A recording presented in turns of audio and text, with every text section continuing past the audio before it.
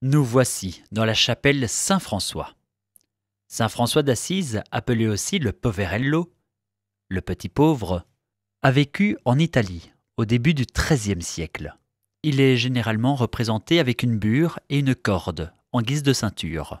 À ses mains, et souvent à son côté, il est marqué des stigmates, des traces de clous et de la lance infligée à Jésus-Christ au cours de sa crucifixion.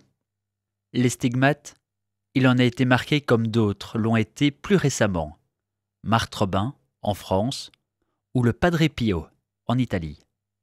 Sur le tableau, nous apercevons 5 personnages principaux.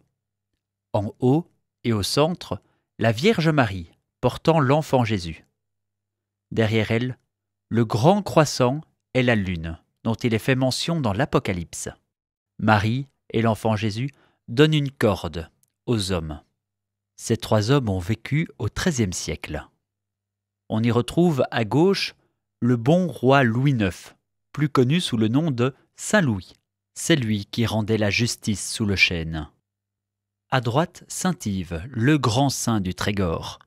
Il était prêtre et avocat. Tous deux entourent saint François d'Assise, car ils étaient membres du tiers-ordre franciscain, fondé et popularisé en France du vivant même de François. Les cordes données par la Vierge et l'enfant Jésus à saint Louis et saint Yves représentent cet attachement de ces 2 grands saints à la simplicité de vie montrée par le petit pauvre. Il y a 3 nœuds dans chacune de ces cordes.